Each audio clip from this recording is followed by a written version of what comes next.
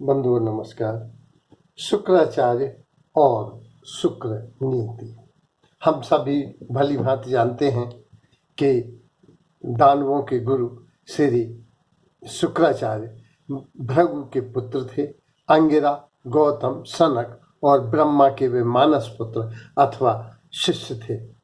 ऋषि अंगिरा के औरस पुत्र बृहस्पति और शुक्राचार्य क्लास फेलो थे और अंगिरा उनके गुरु थे।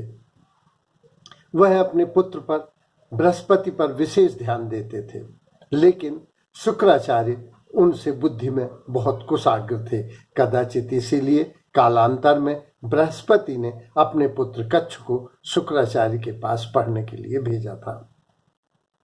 देवता और दानवों के महाआकाश में शुक्राचार्य गुरु उसी तरह से शुक्र ग्रह की तरह चमकदार हैं जैसे सौरमंडल में शुक्र ग्रह सबसे चमकदार, सबसे गर्म और अपनी विपरीत घूर्णन की दिशा में बहता हुआ भी बहुत प्रभावी है। उसी तरह से शुक्राचार्य दानवों और देवताओं के महाआकाश में वे एक महानक्षत्र की तरह बड़े प्रतिभाशाली हैं, प्रज्ञावान हैं और प्रभावी हैं।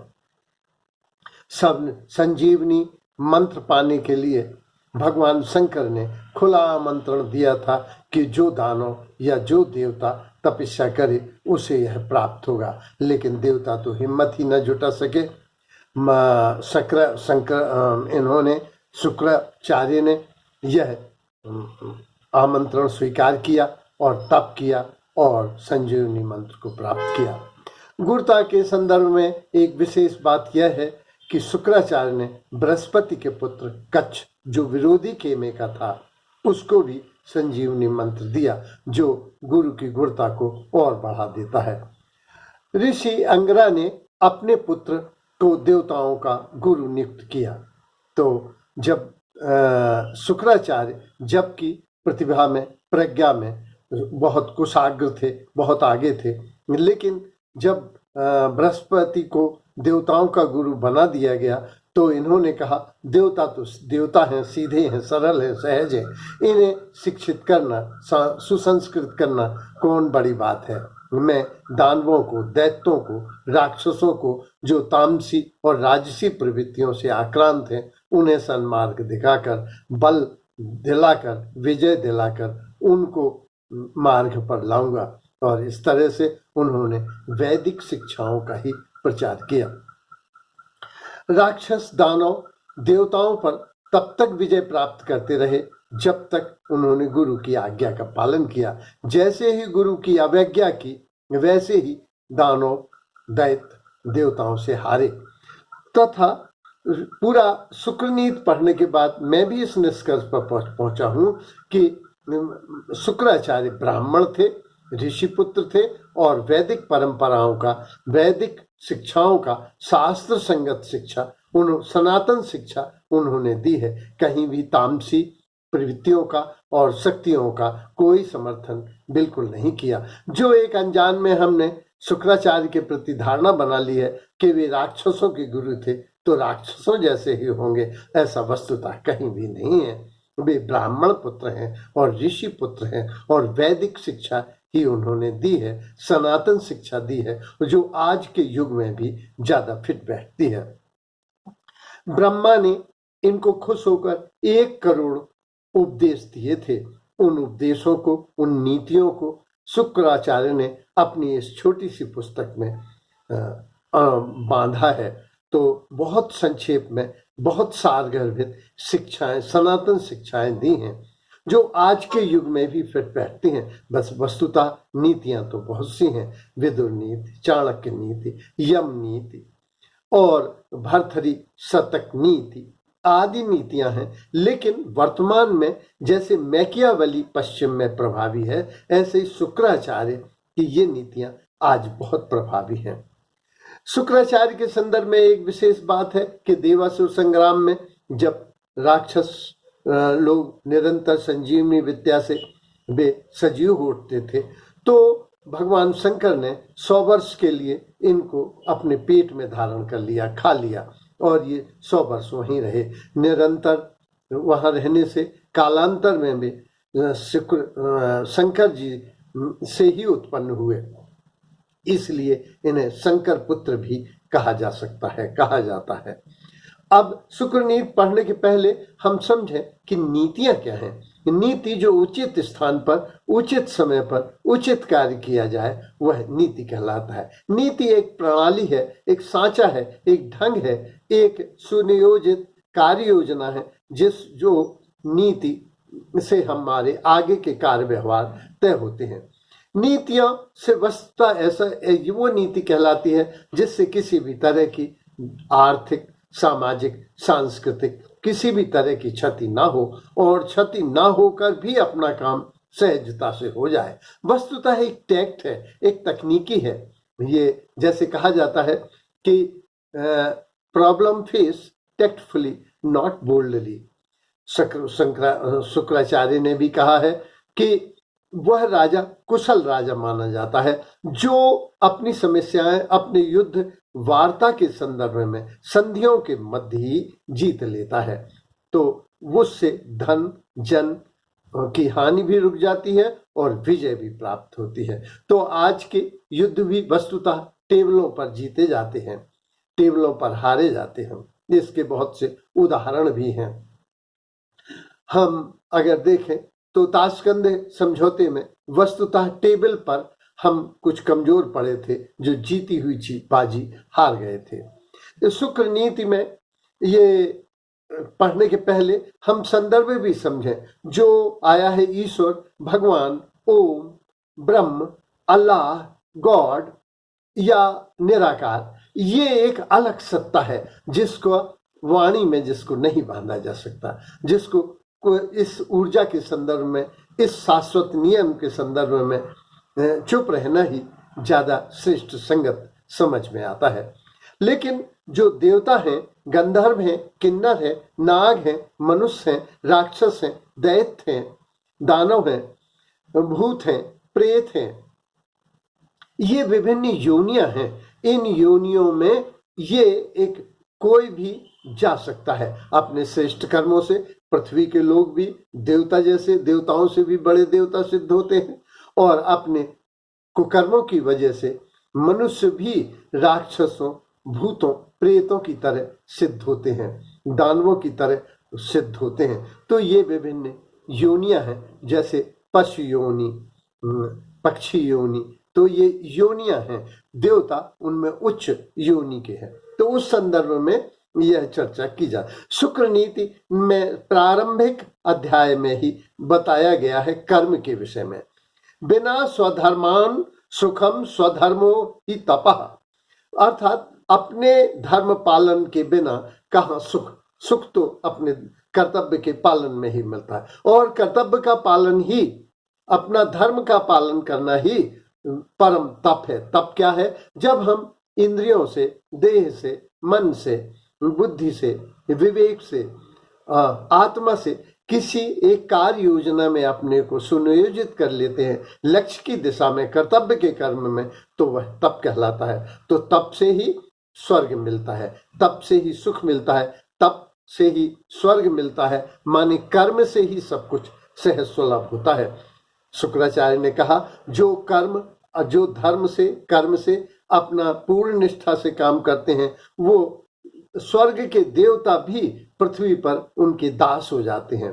उदाहरण, एक कहानी मैंने पढ़ी थी कि एक बहुत गरीब लड़की एक रईस घर में ट्यूशन पढ़ाने जाती थी। वो इतनी त्वरा, सांद्रता और इतनी एकाग्रता से अब बच्चे को पढ़ाती थी कि घर की जो मालकिन थी वो उस पर मुग्ध हो गई, उसकी एकाग्रता को देखकर, उसकी तन्मयता को देखकर, और उसने हाथ जोड़कर प्रार्थना की कि बेटी, मेरा बड़ा लड़का डॉक्टर है, तुम इस घर की बहू बन जाओ, मेरे इस प्रस्ताव को ठुकराना नहीं, और मैं तुमसे प्रार्थना करती हूँ। तो वस्तुतः जो शुक्राचार्य ने लिखा है कि अगर कोई कर्तव्य कर्म पूरी निष्ठा से करता है तो स्वर्ग के देवता भी पृथ्वी पर उसके दास हो जाते हैं। एक दूसरा उदाहरण भी है कि मेरे घर में ही वैदेही नाम की एक लड़की काम करती है, तो इतनी निष्ठा से करती है कि मेरी मिसेज ही उसको चाय बनाकर बड़े प्रेम से सम्मान से पिलाती हैं तो स्वर्ग के देवता भी उसके दास हो जाते हैं, निश्चित ही। दूसरा, इन्होंने शुक्र नीति का जो पालन में बताया है कि कर्मयो कारणम चात्र सुगतिम दुर्गति प्रति, जो हमारे कर्म हैं वही हमारी पहचान है।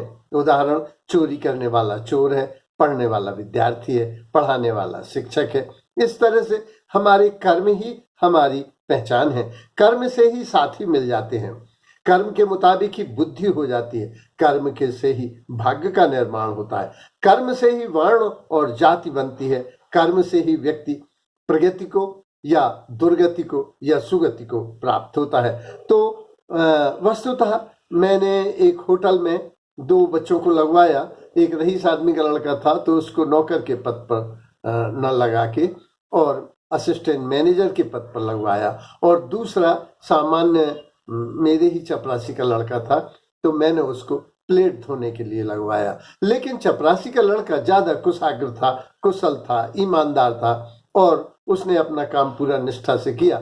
10 साल बाद संयोग से मुझे उसी होटल में जाने का मौका मिला तो जिनको प्लेट धोने के लिए लगवाया था वे मैनेजर बने बैठे थे, और जिनको मैनेजर होना चाहिए था वे प्लेट धो रहे थे। तो कर्मों के अनुसार ही व्यक्ति सुगति और दुर्गति को प्राप्त करता है। दूसरा उदाहरण, मेरे ही रिश्तेदार हरिश्चंद्र जी दीक्षित हैं जो ललितपुर में, जिन्हें लैब असिस्टेंट के पद पर नियुक्त कराया था, लेकिन आज वे उसी कॉलेज में प्रोफेसर हुए, हेड ऑफ द डिपार्टमेंट हुए, डीन ऑफ फैकल्टी हुए और उस कॉलेज के प्राचार्य हुए।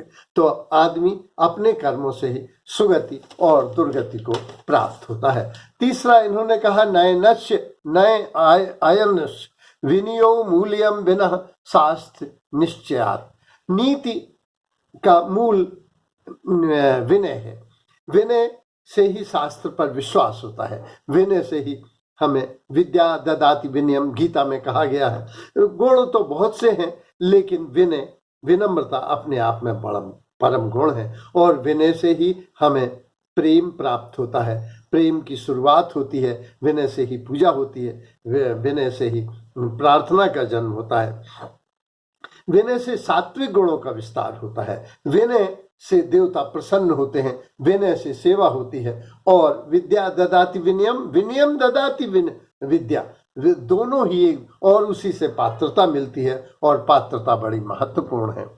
तो विनम्रता से आदमी पहचाना जाता है। हमने एक कहानी सुनी होगी सभी ने कि एक सूरदास जी से पूछा गया, एक राजा ने पूछा, सूरदास जी आप बतला सकते हैं ये रास्ता कहाँ को जाती है? तो उन्होंने कहा, राजन ये रास्ता यहाँ को जाती है। फिर मंत्री ने कहा, सूरदास ये रास्ता कहाँ को जाती है? तो उसने उत्तर दिया, मंत्री जी ये रास्ता यहाँ को जाती है। और सिपाही ने पूछा, अबे ए अंधे ये रास्ता बता सकता है क्या? तो वो बोले, सिपाही साहब ये रास्ता। तो लोगों ने पूछा कि तुमने जान कैसे लिया? बोली, वाणी और विनम्रता से आदमी की पहचान सहज हो जाती है। वस्तुतः जो अहंकार है वह तामसी और राजसी प्रवृत्तियों को जन्म देता है, विनय सात्विकी प्रवृत्तियों को जन्म देता है। जो आखिरी बतलाया गया है कि अति मद्य शराब के विषय में, काम के विषय में, क्रोध के विषय में, तो इन्होंने कहा अति मद्य ही पीवतो, जो ज्यादा मद्य पीता है बुद्धि लोप हो, उसकी बुद्धि का लोप हो जाता है। लेकिन आगे ही बताया कि जो थोड़ी मात्रा में इसको पीता है उससे बुद्धि, प्रतिभा, धैर्य और चित्त की स्थिरता, स्वास्थ्य और सौंदर्य की प्राप्ति होती है। वस्तुतः हमारे सारे वैदिक ग्रंथों में इस बात का उल्लेख है कि मद्य बुरी चीज है, लेकिन अगर इतनी बुरी होती तो 14 रत्नों में इसको रत्न क्यों रखा गया? फिर आयुर्वेद में रिकमेंड है, आयुर्वेद में आया है कि प्याज और लहसुन के साथ सुरा का सेवन जो लोग करेंगे उन्हें वातांश व्याधि में अमृत तुल्य फल प्राप्त होगा। तो वस्तुतः विज्ञान भी कहता है कि जब 0.03% मद्य खून में मिलता है तो ऊर्जा और ऊष्मा का जन्म होता है और चित्त स्थिरता को प्राप्त होता है, बुद्धि कौशल प्राप्त होता है। तो अगर ये बुरी चीज होती तो हम सेना में अपने नवयुवकों को देते क्या? लेकिन सेना में थकान उतारने के लिए इसको बांटा जाता है, तनाव दूर करने के लिए इसको बांटा जाता है, स्वास्थ्य पाने के लिए, सुंदरता पाने के लिए इसको प्रयोग किया जाता है। तो यदि कम मात्रा में पिया जाता है तो इससे प्रतिभा का विकास होता है। तो काम भी जरूरी है हमारे पुरुषार्थ में, धर्म अर्थ काम मोक्ष है। तो काम, तो इसमें बताया गया कि कम मात्रा में काम, मद, क्रोध आदि का उपयोग करना चाहिए। फिर इन्होंने इसी पहले अध्याय के अंतिम श्लोकों में आया है कि पंडित कौन है। पंडित वो है जो श्रेष्ठतम चीजों को ग्रहण करता है, वो रिजिड नहीं होता किसी भी चीज में, ऐसा नहीं होता कि अंधा अनुकरण करे। तो वो श्रेष्ठ चीजों को, गांधी जी ने एक बार लिखा था कि मूर्ख और मुर्दा ही अपने विचार नहीं बदलते, बुद्धिमान लोग तो अपने विचार बदलते हैं। तो पंडित वही जो श्रेष्ठतम चीजों को ग्रहण करता है। हमने कक्षा 4 में पढ़ी है हरपाल की 4 बातें, हम सभी लोग जानते हैं। तो कबीर ने भी लिखा है साधु ऐसा चाहिए जैसे सूप सुबह, सार सार को ग्रहण करे, थोथा दे उड़ाए। तो वस्तुतः जो श्रेष्ठ चीजों को, गांधी जी को एक बार एक ने गालियां लिख के भेजी, वे 2 पन्नों में थी। तो गांधी जी ने वे पढ़ के और आलपिन निकाल लिया, रख लिया और उसको डस्टबिन में फेंक दिया। तो जो श्रेष्ठ व्यक्ति होता है वो गुणों को ग्रहण करता है, श्रेष्ठ चीजों को ग्रहण करता है, अच्छी चीजों को मान लेता है। और आगे उन्होंने बताया पंडित वो है जो पीड़ित होने पर भी, फिर से दोहरा दूं, पीड़ित होने पर भी जो कड़वी बात नहीं बोलता। जैसे को रहीम हरि को घटो जो भ्रग मारी लात। तो और उन्होंने पूछा कि महाराज, ये भृगु महाराज, हे ऋषि वर, ये विष्णु भगवान ने ये छाती तो वज्र की है, आपके कोमल चरणों को चोट तो नहीं आई। तो जो पीड़ित होने पर भी ऐसी वाणी कड़वी नहीं बोलता, वस्तु वही पंडित है। हमारे एक प्रोफेसर थे Shri doctor RS Soni, physics के थे, वरिष्ठतम थे। उन्होंने एक छात्र को नकल नहीं पकड़ने दी, वो बड़ा आक्रोशित था। जैसे ही मिला बाजार में तो बोला, ए सुनट्टा प्रोफेसर नमस्ते। तो वो बोले, सर जी नमस्ते नमस्ते। तो पंडित वही है जो पीड़ित होने पर भी कड़वी बात न कहे। यही हमारा इम्तिहान है। धन्यवाद।